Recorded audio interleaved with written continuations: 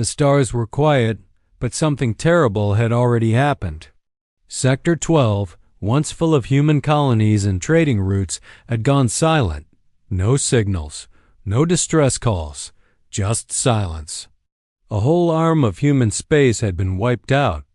The enemy was the Halari swarm, a powerful alien force that moved like a shadow through space, tearing apart fleets and worlds with no mercy. They didn't talk, didn't negotiate, and didn't leave survivors. Reports came in of an alien queen at the center of it all, a being that didn't speak or move much, but when she arrived, planets died. The Galactic Council, full of powerful species, chose to stay out of it. They feared the swarm and left humanity to face them alone. On the edge of what was left, aboard the great human warship Valor's Spear, Captain Dane Rourke stood in the command deck, watching the final transmission. From Admiral Thane, the Admiral's face was bloodied, the lights flickering behind him. His voice was broken, full of pain and fear. "They have a queen," he said. "She doesn't speak, she just watches. And we are losing." The screen went black. Dane lowered his head, his fists clenched. He had known Thane since Academy. Days, now he was gone like so many others. Whole fleets had vanished. Planets were turned to ash. Dane had seen too much already friends burned alive in orbit, families screaming as stations fell, command centers ripped apart by creatures made of bone and fire, and now Earth itself was in danger. The Queen was coming, but humanity wasn't done yet. A final fleet was gathering at the ruins of Celis, an old colony that had been destroyed early in the war. The plan was simple. One last push, all ships forward. Either humanity would break the swarm or be broken forever. Dane looked at the strategic map floating in front of him. The Queen's ship was massive, far larger than any known warship. It wasn't metal, it was alive. A floating hive that glowed red in the dark. Weapons hadn't worked on it. Missiles vanished before impact. Energy blasts were absorbed. Some said she bent reality around her. Others said she didn't need weapons, she controlled minds. Dane didn't care what the stories said. He only cared about ending the war. And he believed something no one else did. If the Queen was truly alive, then she could be reached. Maybe not with bullets, but with something else. Maybe with a voice. Maybe with a touch. It was a wild thought, but humanity had already tried everything else. Dane stood straight and turned to his crew. "Tell High Command," he said. "Where?" "Going in first. If we can't kill her from the outside, we'll reach her from the inside." His second-in-command, Lina, looked stunned. "You want to board that thing?" Dane nodded. "Yes, and I'm going in myself." The silence in. The room was heavy. Everyone thought it was suicide, but no one said it. They followed him because he was Dane Rourke, the man who held the line at Titan, who led survivors through the siege of Elandra, who never gave up even when the void itself seemed to scream. Now, one last fight stood before them. One last chance. And Dane was ready to risk everything. As the fleet began to move toward Celis, lights flickered across the command deck. Ships readied weapons. Pilots climbed into cockpits. Across the stars, humanity gathered its strength. And somewhere in the darkness ahead, the Queen watched, silent and still, waiting for the final battle to begin. The battle over the dead world of Celis began with fire and fury. Human warships surged forward like a storm, pushing into Halari territory with all the force they could gather. Giant carriers launched swarms of fighters and cruisers lit up space with railgun fire and plasma bolts. Explosions cracked the black sky, and entire sections of space turned into burning wreckage. In the middle of it all, the alien hive ship appeared huge and terrifying, shaped like a floating creature made of bone and glowing red light. It didn't fire weapons in the way humans understood, but its presence alone caused ships to fail. Systems shut down. Pilots screamed as their minds were touched by something dark and ancient. Still, the humans fought. On board the Valor's Spear, Captain Dane Rourke stood firm, eyes locked on the enemy. He gave his orders without hesitation. Keep moving forward. Get me close to that hive. His crew didn't argue. They were afraid, but they trusted him. Dane wasn't planning to destroy the Queen from the outside. He wanted to reach her personally. Other captains called it madness, but Dane believed the war couldn't be won through guns alone. They had already tried that and failed. He thought that if he could step aboard the hive ship, if he could stand in front of the Queen, he might end the war in another way. Lina, his second in command, looked at him with worry. "Boarding that thing is suicide," she said.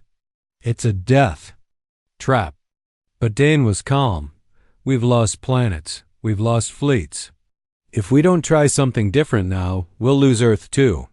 As the Valor's Spear led the charge, Halari fighters closed in like insects, crashing against the human fleet. With wild fury, lasers and missiles filled the sky. The Spear's hull shook with every hit, but it didn't stop. It burned through space, shields flickering, armor melting, crews shouting over damage reports. They were heading straight into the heart of darkness, toward the hive. Boarding pods were readied. Inside one of them, Dane stood in full armor, his weapon strapped to his back. Around him were 12 Marines, tough and trained, their faces hard but uncertain. They knew the stories how no one came back from the hive. But Dane wasn't afraid. Not because he expected to survive, but because he knew someone had to go. The pod launched, cutting through the void toward the hive's surface. Enemy fire streaked past, but somehow they made it. The pod slammed into the alien hull and the door blasted open. At once, the Marines jumped into a strange, living corridor. The walls pulsed like muscle, glowing red and wet with strange fluids. It felt like walking through the inside of a beast. The deeper they went, the stranger things became. The air was thick and hot. Voices whispered in their minds foreign. Thoughts, memories that didn't belong to them. One of the Marines suddenly screamed and fired his rifle into the wall. Another dropped to his knees, shaking. The Queen's influence was growing stronger. Dane shouted, trying to keep them focused. "Move! Keep moving!" But the deeper they went, the more Marines they lost. One turned on the others, attacking wildly before being brought down. Another simply stopped and stared at the wall, whispering to someone who wasn't there. Still, Dane pushed on. He wasn't just fighting an enemy. He was fighting fear, madness, and something that felt like the edge of death. He remembered the friends he had lost, the planets that had burned, the screams of children on doomed colonies. That pain kept him steady. It reminded him why he had come. Finally, he stepped through a wide doorway and entered a chamber so massive. It felt like the inside of a star. And there she was, the Queen. She floated above the floor, tall and terrible, wrapped in a shimmering robe that moved like smoke. Her crown of silver thorns gleamed, and her eyes glowed with a light that hurt to look at. She said nothing. She didn't need to. Her gaze alone filled his head with cold, echoing thoughts. She looked at him not like a person, but like something small and broken. Still, Dane didn't flinch. He took off his helmet and stepped forward. He had come this far, through blood and death. Now he stood face to face with the Queen who had destroyed worlds. Everyone else had tried to kill her. Dane had come to do something no one else dared. He had come to understand her. The hive felt alive around them as Dane and his small team moved deeper into its twisted heart. The walls were made of soft, pulsing flesh wrapped in strange, dark metal. The floor was warm and slightly wet beneath their boots, like they were walking through the body of some giant beast. The air had a sharp smell, like blood mixed with electricity, and the deeper they went, the heavier it became, making it harder to breathe. Strange lights moved through the walls, like glowing veins, and the entire place seemed to hum with a rhythm that wasn't natural. The whispers had started the moment they entered, quiet at first, like a breeze in the back of the mind, but now louder, crawling into their thoughts. The Marines were trained for fear, for pain, for war, but they weren't ready for this. One by one, the whispers broke them. Lieutenant Harper, a strong woman who had fought through 5 campaigns, suddenly dropped her gun and screamed, clawing at her helmet before she slammed her head into the wall until she stopped moving. Another Marine, Private Voss, looked at Dane with tears in his eyes and whispered, "My mother's calling me," before turning and walking back the way they came, disappearing into the red fog that had started to fill the tunnel behind them. Dane tried to call out to him, but the fog swallowed Voss whole. Then Corporal Jacks turned his rifle on the others, shouting that they were already dead and trying to trap him in a dream. It took 2 Marines to wrestle him down, and even then, he kept screaming long after he was unconscious. Fear was eating them alive. The Queen wasn't fighting with weapons. She was attacking with memory, emotion, and madness. Dane knew it. He had read the reports, heard the rumors, but nothing had prepared him for this. Even Lina, calm and focused, was shaking now, her voice trembling as she said, "Captain, we're not going to make it. This place, it's not meant for minds like ours." But Dane kept going. He pushed forward through a twisting passage that seemed to breathe with each step until finally it opened into a huge chamber. The air here was cold and still. Everything was quiet. The whispers stopped. It was like stepping into the eye of a storm. And there, floating in the center of the room, was the Queen. She didn't sit on a throne or carry a weapon. She simply floated, wrapped in a gown of shimmering silver strands that moved like they had a life of their own. Her skin was pale, almost glowing, and her hair flowed behind her like dark smoke. Her crown looked grown, not made, and her eyes were endless, deep pools of light that stared right through him. She didn't speak with her mouth. Her voice went straight into his thoughts. It wasn't words, exactly. It was feelings, ideas, memories that didn't belong to him. She showed him cities burning, soldiers dying, planets turning cold and silent. And then she said, "You are broken." Dane felt her push against his mind, testing his memories, his pain. She saw the loss of his brother on Helios Station, the screams of the children during the fall of Arcadia Base, the desperate last stand on Titan's Edge. She saw all of it, and she judged him. But he didn't break. He looked her in the eyes, raised his head, and said, "No, I'm human." For a moment, the Queen paused. The lights in the room dimmed. The strands of her gown stopped moving. She floated closer. 2 guards in black armor stepped forward from the shadows, their blades drawn and aimed at Dane. Lina raised her weapon, but Dane stopped her with a gesture. He took a step forward and dropped his rifle. Then, slowly, he reached up and took off his helmet, letting her see his face tired, scarred, human. "You kill with your mind," he said, his voice calm. "But you don't understand what it means to feel." The Queen's head tilted slightly. For a second, it looked like she might attack, but then something changed. Her expression shifted from coldness to curiosity, then to confusion. As she floated toward him, her hand began to rise. Dane took another step and raised his own hand. They stood, face to face, hand to hand, and then he touched her. His fingers brushed against hers, and in that moment, everything changed. There was no pain, only light, bright and warm, washing over his body and pulling his mind into something vast and ancient. He saw through her eyes, felt her pain, her loneliness.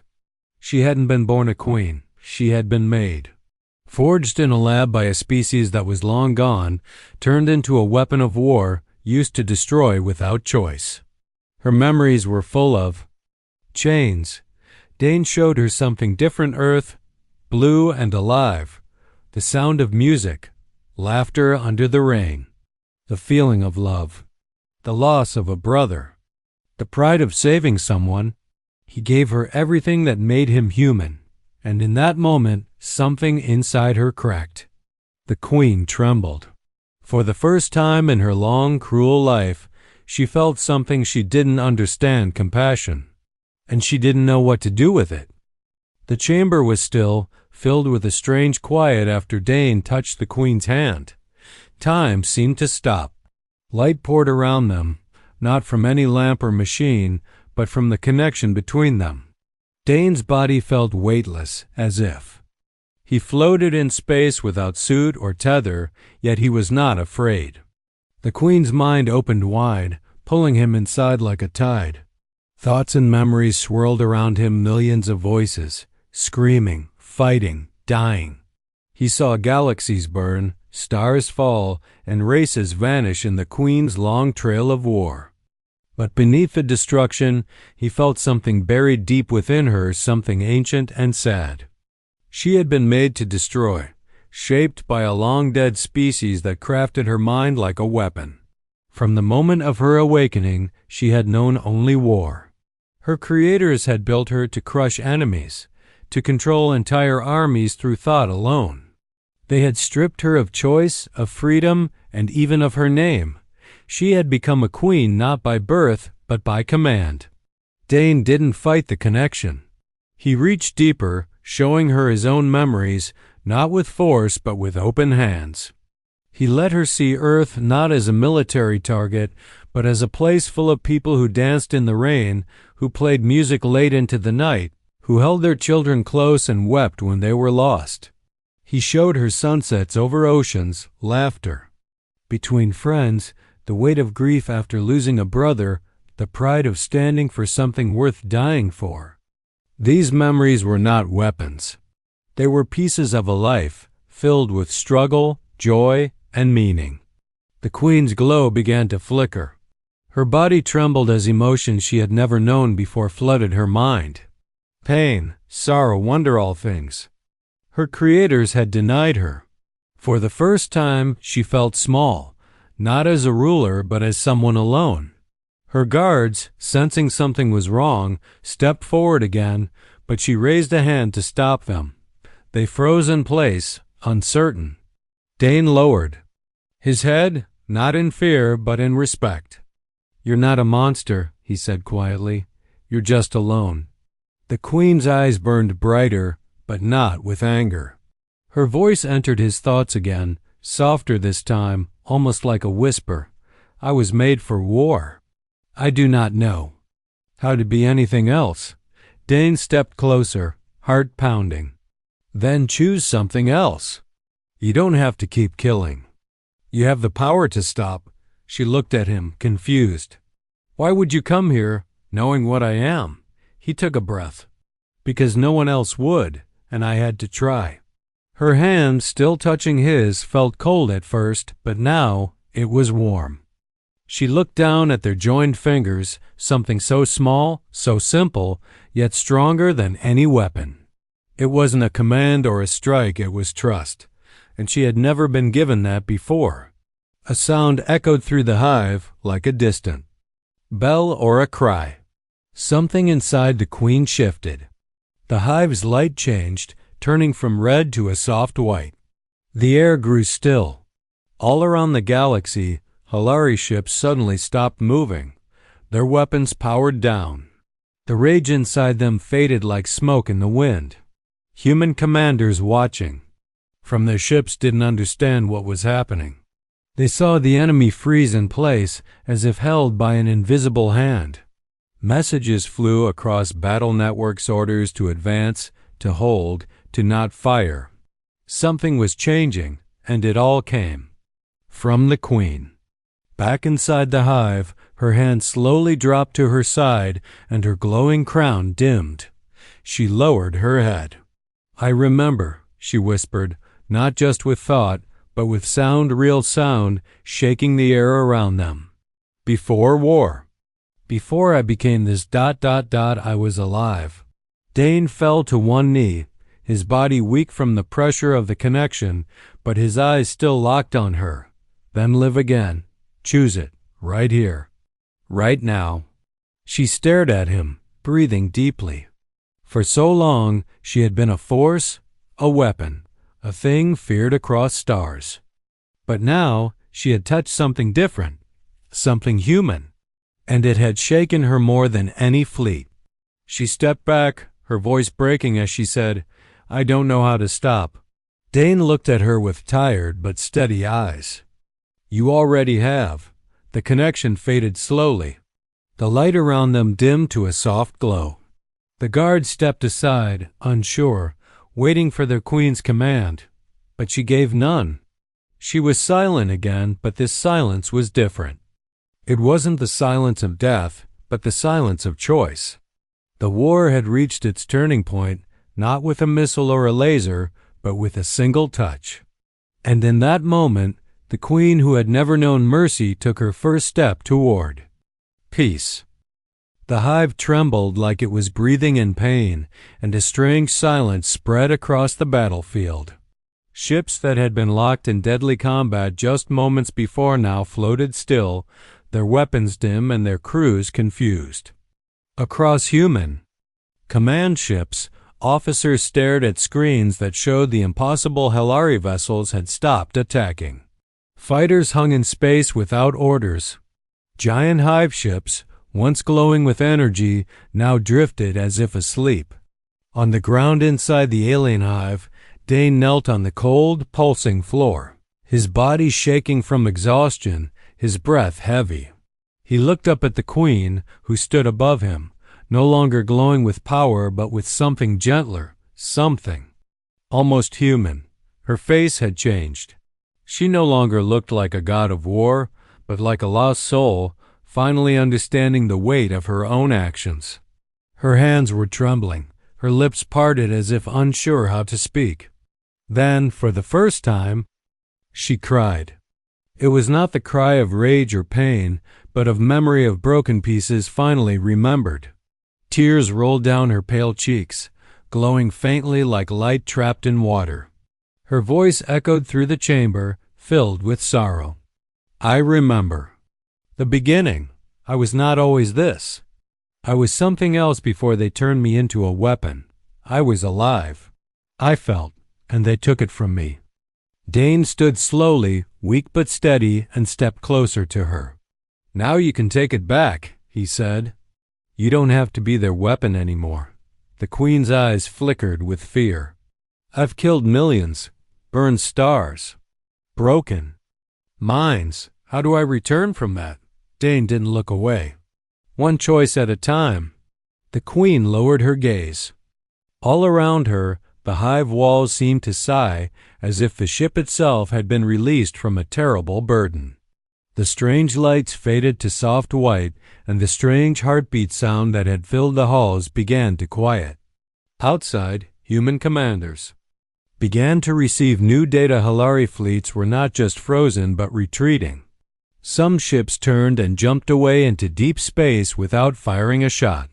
Others powered down completely. No one understood what was happening, but the result was clear. The battle was ending without more blood. The war might not be over, but something had changed forever. Lina arrived at the chamber entrance, her armor covered in ash and blood. She stared in shock at the queen, then at Dane, and raised her weapon. What happened? Is it done? Dane held up a hand. Lower your weapon. She's not fighting anymore. Lina didn't move. She's the queen. The one who killed billions. The one we came to destroy. The queen turned slowly to face Lina, her expression open, sorrowful. I know what I have done, she said softly. And if I must pay with my life to end this, I will. Lina's hand shook on her rifle. How can we trust her? Because I touched her, Dane said. I saw her memories. She's not what she was anymore. Lina hesitated, then slowly lowered her weapon, though her eyes stayed locked on the queen. The remaining Marines behind her were tense but didn't fire. The Queen stepped forward, carefully, like someone afraid to break the world with a single step. "I will scatter the hive," she said. "I will send out the call. They will follow. I will take them away, break the chain that links us. There will be no more swarm. And if you don't?" Lena asked coldly. "If you change your mind later?" The Queen placed a hand over her own chest. "Then I give you this, my life. You may take it." She turned to Dane. "I swear it. On your touch. The first kindness I've known in 1,000 years." Dane stepped forward again, closer this time, and nodded. "Then go. Keep your word." The Queen looked at him one last time. "I will remember your face, human, and your world, not as an enemy, but as the one who dared to reach me." With that, her form began to glow again, not with power, but with peace. She reached into the walls of the hive with her thoughts, sending a signal deep into the stars.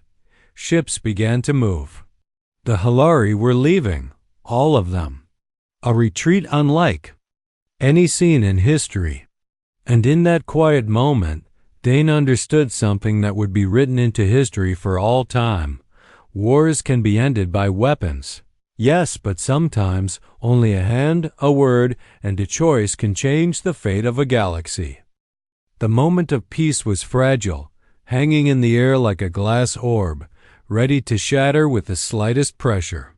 Dane stood beside the Queen, watching as her glow faded and her presence calmed. Around them, the hive had grown still. The walls no longer pulsed with menace, and the strange lights had softened to a dim, steady shimmer. Lena and the surviving Marines kept their weapons close, still tense, still unsure if this was real or some cruel trick. The Queen looked around, her face full of sorrow and guilt, as if seeing the hive for the first time through new eyes. She was no longer a towering figure of fear, but something quiet or something broken and trying to rebuild itself. "You could run," Lena said sharply. "Now that your ships are leaving, you could disappear and start this war again somewhere. Else," the Queen turned toward her, her voice soft but clear. "I could. But I won't. I made a vow." She took a step forward, slow and careful, as if every movement mattered. "I will go to the edge of the galaxy. I will dissolve the hive, cut the bond that holds them to me. Without my voice in their minds, they will become scattered. Confused? Yes, but free. And without my command, they will no longer destroy." Lena looked at her with eyes full of doubt. "And if one of them becomes another you?" The Queen hesitated. "Then I will return, alone, if needed. To stop it," she looked at Dane, "or you will find me. Because now you know who I am." Dane studied her face. He had seen her deepest memories. He had seen the fear, the hatred, built into her, and the loneliness that shaped her more than war. But more than anything, he had seen the truth. She had never been given a choice. Now she was choosing. It wasn't trust, it was hope. Hope that she meant what she said. Hope that something so powerful, so dangerous, could still change. "What if humanity doesn't forgive you?" he asked. "What if they want justice?" The Queen nodded. "Then I will come back and give them my life. I won't run. I won't hide. But for now, let me fix what I can." Her words felt heavy, like stones placed gently on a grave. The Marines lowered their weapons, unsure, but no longer ready to fight. Lena looked at Dane, her voice quiet. "You believe her?" "I believe she means it," he said. "And right now, that's more than we've ever had." The Queen stepped back, her gown of silver strands fluttering without wind. She raised her hand toward the ceiling, and the hive responded. A shaft of light opened above her, and strange symbols flickered across the walls like fireflies. "This will be the last time we meet," she said, "but not the last time I remember you." Her eyes locked with Dane's one final time. "Your touch gave me something I never had a choice." that will never be forgotten." And with that, she rose into the light, lifted by the hive itself. The walls began to hum again, but this time the sound was not of war. It was a lullaby, soft and strange, like a farewell. Dane and the others made their way back through the hive, finding it easier now, as if the ship itself no longer fought them. The whispers were gone. The madness had faded. They reached the boarding pod and launched back to the Valor's Spear. Outside, the battlefield was quiet. Human ships, damaged and drifting, were slowly coming back to life. Across every screen, the same message repeated from intelligence officers around the fleet: Halari forces retreating. No signs of aggression. Unknown cause. Confirmed hive disconnection. On the command deck, High Command hailed them. "Captain Rourke," the voice crackled. "What happened in there?" Dane looked out the window, where the Queen's ship slowly faded into the stars. "Something no one expected," he said. "She surrendered." "You what?" the voice shouted. "You let her go?" "She was never ours to keep." Dane sighed. "She chose peace. She gave us victory. And if she lied? Then I'll be the first to find her," he said. "But if she told the truth, then maybe this war just ended." There was silence on the line, then a slow reply. "Return to Earth. You'll be debriefed." Dane signed off and leaned against the console. Around him, his crew was quiet, trying to understand what had just happened. Lina stood beside him, arms crossed. "You think she meant it?" Dane didn't answer right away. He just looked at the stars, now calm and still, and whispered, "I think she did, because someone finally reached her, not with hate, but with a human hand." Months passed after the Queen vanished into the stars, and the galaxy began to heal. The once chaotic waves of the Halari swarm had gone silent. Their ships had vanished from the war zones, drifting away without orders, confused and leaderless. Human fleets no longer fought desperate battles. They returned home, patching their ships and counting the lives they had saved rather than the ones they had lost. Across Earth and her colonies, people gathered in streets and homes to watch. The news, struggling to believe that the war which had nearly ended their civilization was finally over. No official announcement said the Halari threat was gone, but the quiet said enough. The Queen had kept her promise. She had taken her swarm into deep space, far beyond known charts, and she had not returned. Some believed she had destroyed herself, to stop the hive from rising again. Others thought she now lived somewhere on the edge of the galaxy, watching from the dark. But wherever she was, the destruction had stopped. Humanity, for the first time in years, had peace. Captain Dane Rourke returned to Earth a different man. The scars on his body were nothing compared to the weight in his eyes. He had seen what? No one else had.